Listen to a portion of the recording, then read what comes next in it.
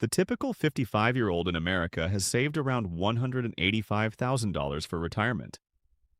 Meanwhile, the amount people say they need to retire with comfort in 2026 sits at $1.46 million. That is not simply a gap.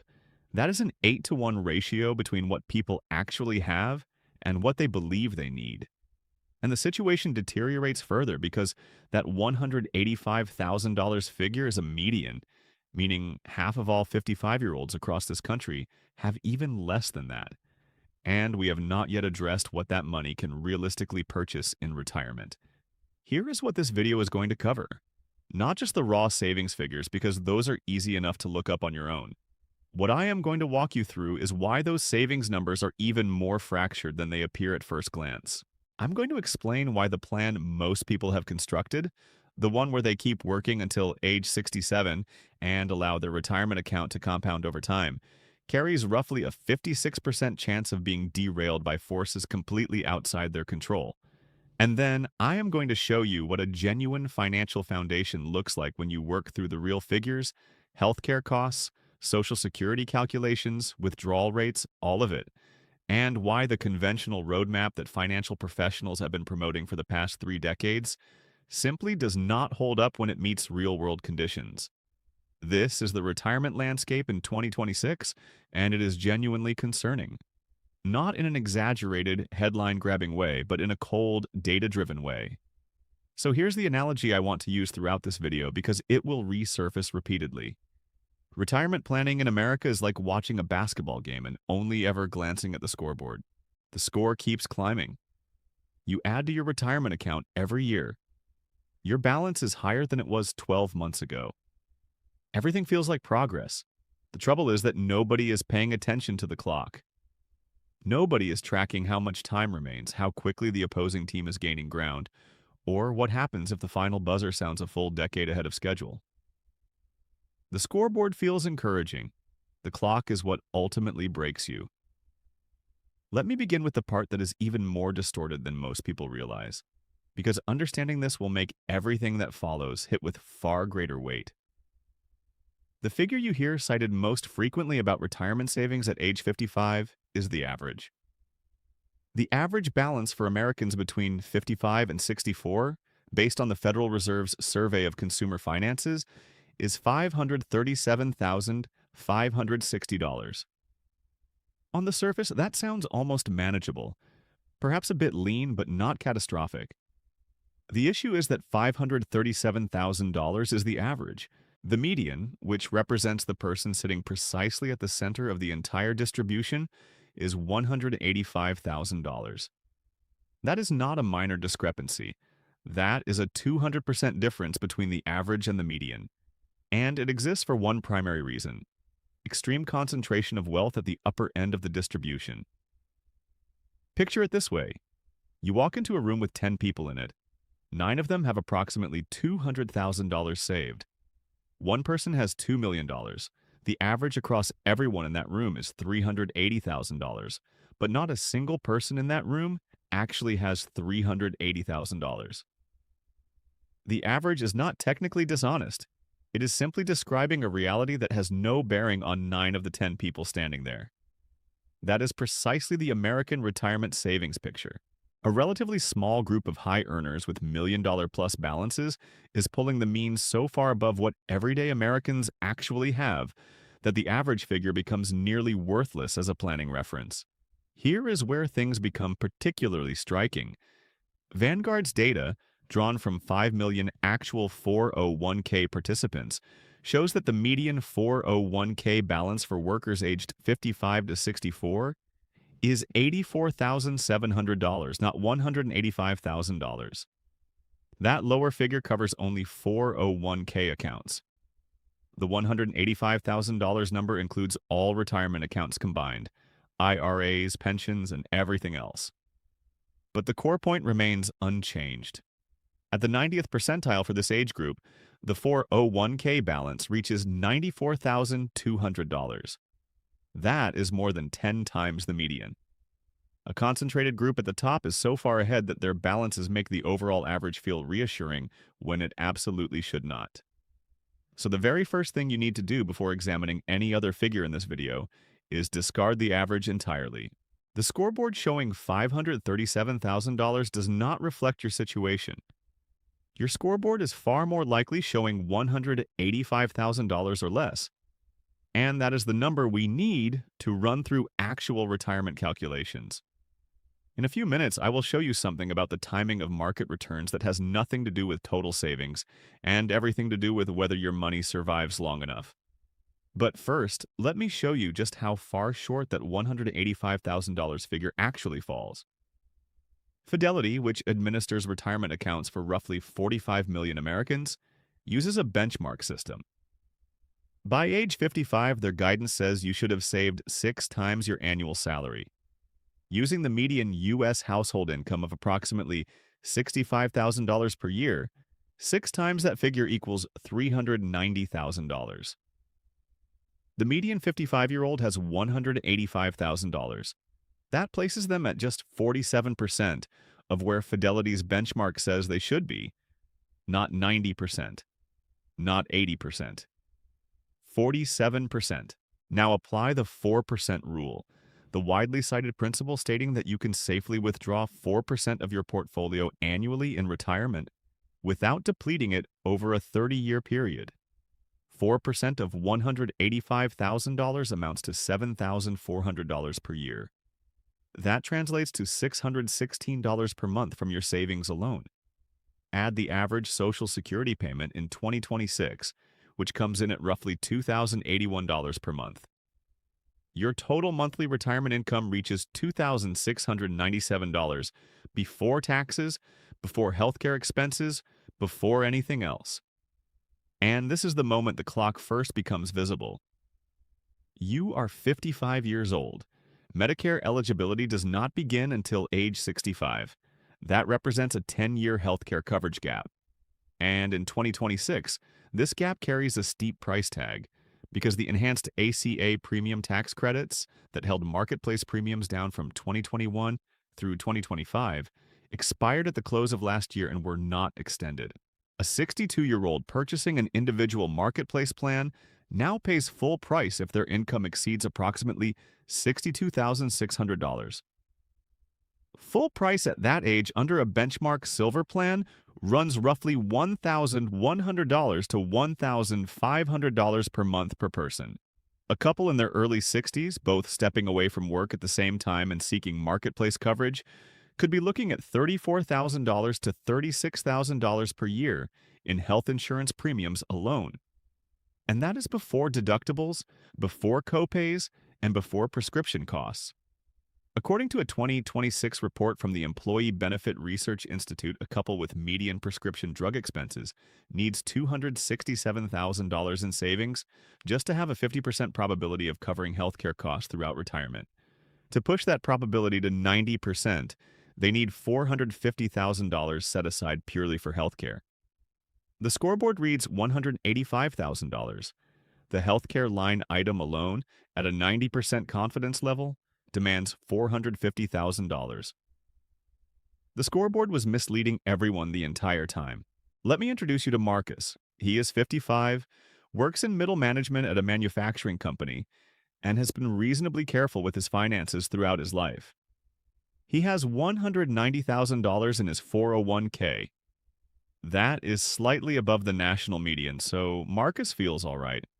Not exceptional, but acceptable. He watches his balance grow each year. The scoreboard tells him the game is progressing well. What Marcus does not yet know is that his company was just acquired by a private equity firm. This subplot is one I want to return to throughout this video, because Marcus is not a fictional character created for dramatic effect. Marcus represents the statistical reality that is about to confront roughly half the workforce in his age bracket. We will return to his story. Here is the piece that nearly every mainstream financial conversation omits entirely. Sit with this number for a moment before I explain what drives it. According to research conducted by the Urban Institute and ProPublica, 56% of workers over the age of 50 who held long-term full-time positions lost those jobs involuntarily before they ever reached retirement age. More than half, not a rare edge case. The predominant pattern: layoffs, corporate restructuring, health complications, forced early retirement packages delivered with an implied ultimatum. The share of recent retirees who described their retirement as forced or partially forced climbed from 33% in 1998 to 55% in 2014. And there is no evidence that trend has reversed. The retirement strategy that millions of Americans have constructed assumes they continue working until 67, keep making contributions, and allow compounding to close whatever savings shortfall exists. The data says more than half of them will never be given that opportunity. And when the job disappears, the path back is brutal. Among workers over 50 who lost their positions involuntarily, only 1 in 10 ever returned to their previous level of compensation. The Urban Institute found that median household income fell 42% following an involuntary job loss at this stage of life, dropping from $93,710 down to $54,810. Consider what that does to retirement savings contributions.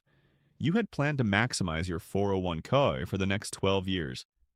Instead, you are now scrambling to replace income at half the rate, competing with applicants 2 decades younger, in a labor market where nearly 45% of unemployed workers over 55 spend at least 27 weeks searching before landing anything at all.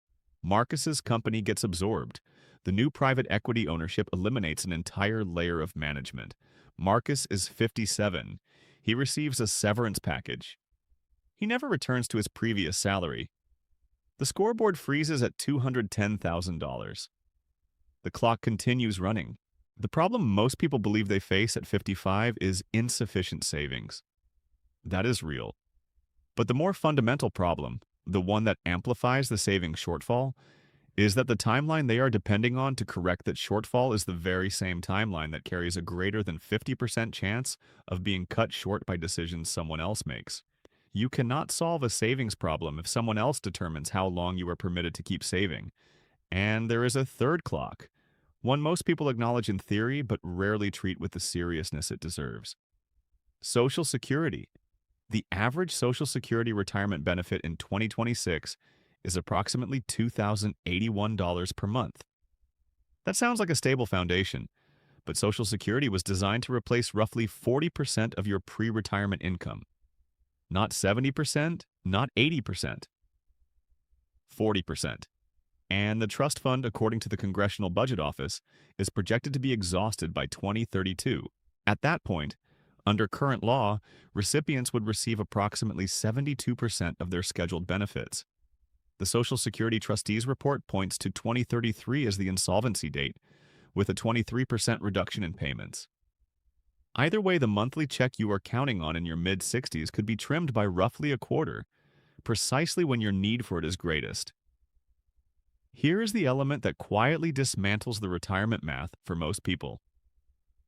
Claiming Social Security at 62 versus waiting until age 70 produces a permanent 76% difference in your monthly benefit for the rest of your life. If your full retirement age benefit would be $2,000 per month, claiming at 62 delivers $1,400 per month. Waiting until 70 brings in $2,480 every single month permanently. That is a difference of $12,960 per year, compounding across all remaining years of your life. And yet only 4% of Americans delay their claim until 70. 4%. The mathematics strongly favor waiting. Human psychology strongly favors taking the money immediately. And psychology almost always wins. Particularly when you were pushed out of a job at 57 and have spent 5 years drawing down savings while the bills keep arriving. Now here is the dimension I want to examine that cuts deeper than savings totals and Social Security timing. I want to talk about what genuinely destroys retirement portfolios, even among people who manage to accumulate enough. The standard guidance: maximize your 401k, invest in index funds, follow the 4% rule, makes reasonable sense when modeled across 30 years of clean historical averages. But it falls apart in one specific and remarkably common scenario. Morningstar published research in December 2025, their State of Retirement Income Report, and the findings should be considered required reading for anyone within a decade of retirement. The highest safe withdrawal rate for someone retiring in 2026 with a 30-year horizon and a 90% probability of not running out of money is 3.9%, not 4%. 3.9% on a $1 million portfolio generates $39,000 per year, not $40,000. A modest difference, you might think. But that same research revealed that among all retirement portfolios that ultimately failed, nearly 70% did not fail because of poor long-term average returns. They failed because they experienced significant losses in the first 5 years of retirement, while withdrawals were simultaneously being made. Think carefully about what that means. Two individuals retire with identical $1 million portfolios. Both achieve the same long-term average return of 7% annually over 30 years. The only variable is the sequence. The first person enjoys strong market performance in years 1 through 5 and encounters downturns in years 15 and 20. The second person hits those downturns in years 1 through 3, all while withdrawing $40,000 per year. The first person passes away with substantial wealth remaining. The second person runs completely out of money at year 22. Same starting balance, same average return, different order of events. That is sequence of returns risk. And it is precisely why the 4% rule, developed in the 1990s when bond yields were meaningfully higher and inflation averaged around 2%, is now being re-examined by every serious researcher working in this field. The scoreboard showed $1 million for both of them when they retired. The clock, specifically the timing of the bad years, determined everything. Here's a point genuinely worth pausing on.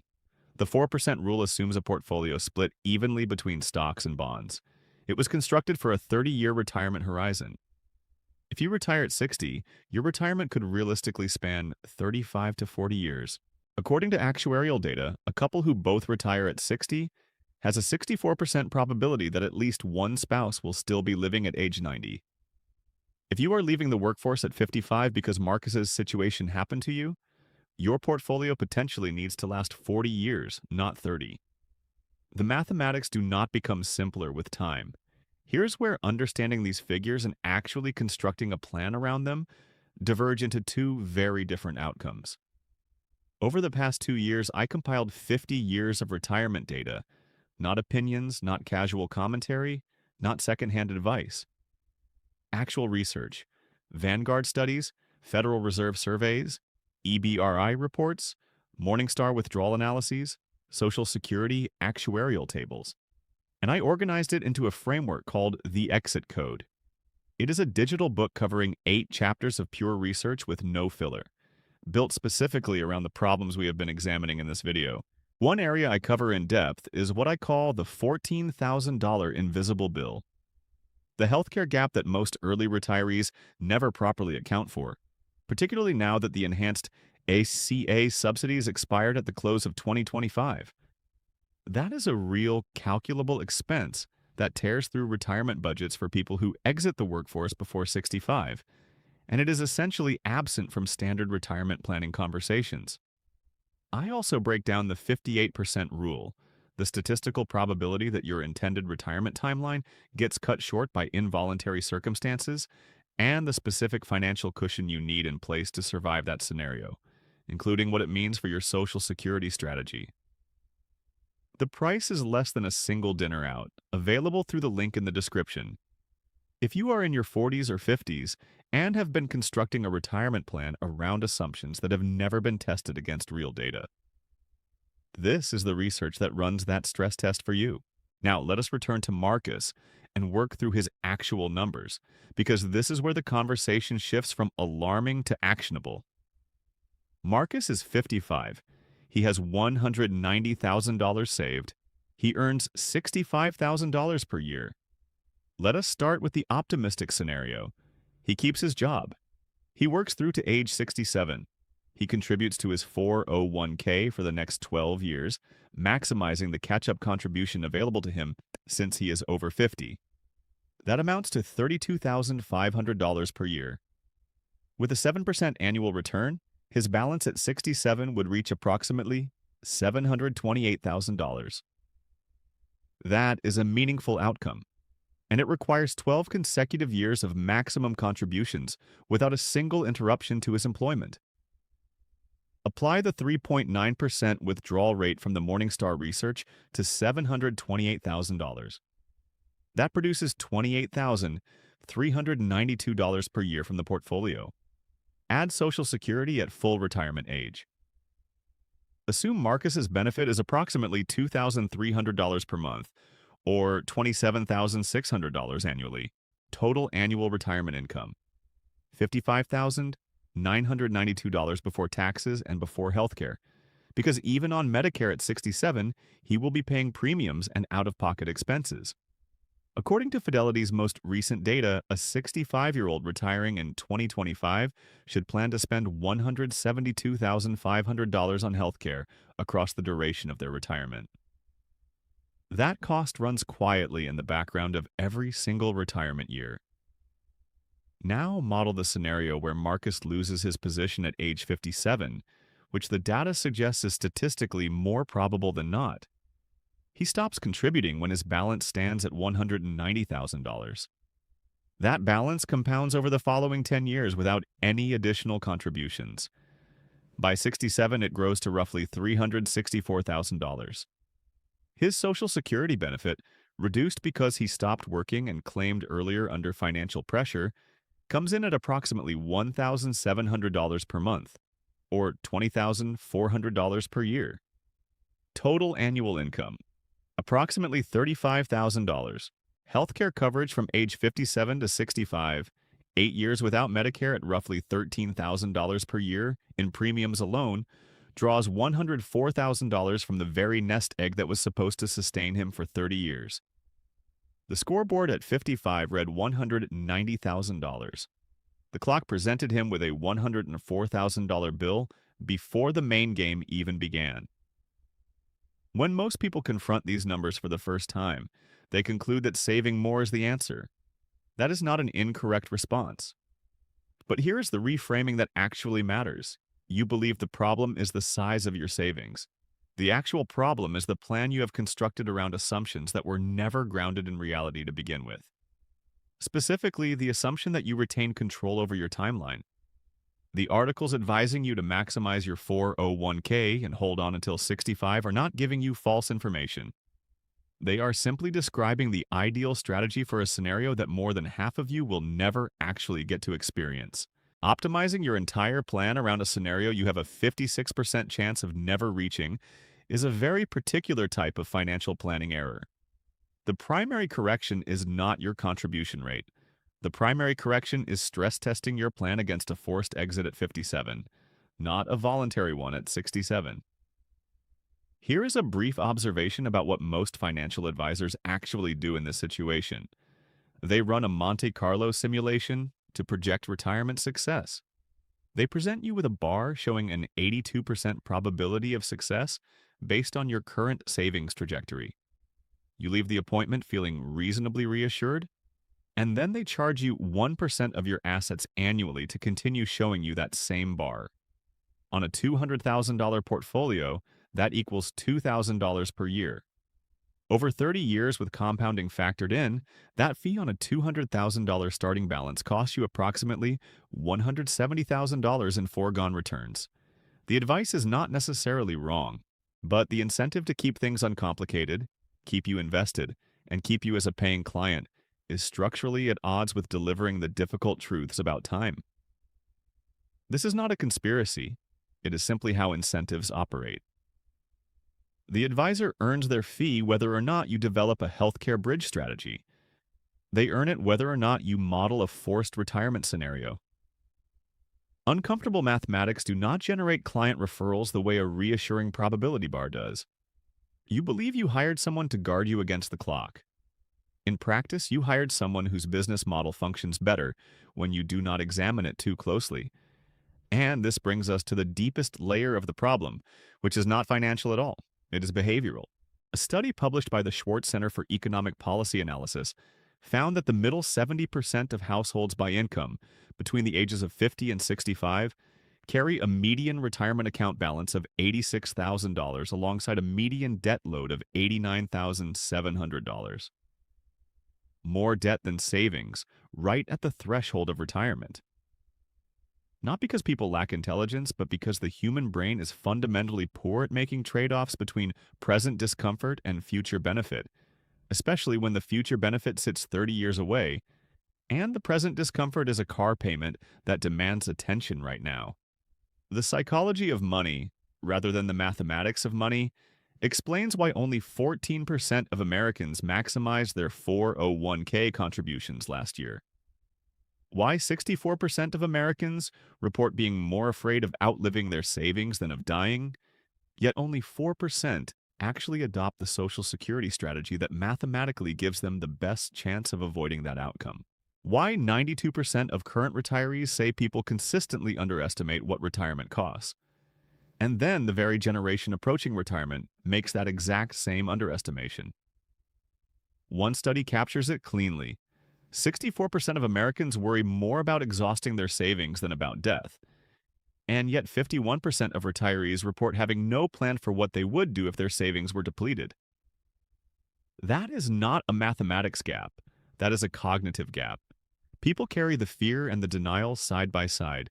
They acknowledge the problem is genuine and simultaneously refuse to look at it directly. The scoreboard is too comfortable to switch off. Here is one of the more striking pieces of data before we get to the practical takeaways. A notable survey published earlier this year found that 43% of retirees say they would rather die than watch their savings run dry.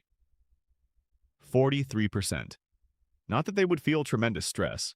Not that they would downsize and find a way to adapt. 43% said they would prefer not to be alive than face the financial fallout. That is not a retirement funding crisis. That is a retirement existential crisis. And it operates as a silent undercurrent beneath virtually every money conversation happening among people in their 50s. Here is another figure worth noting. $2.1 trillion is sitting dormant in forgotten 401k accounts. These are accounts people left behind after changing jobs, never rolled over, and eventually lost track of entirely. The average balance in these forgotten accounts is $66,691.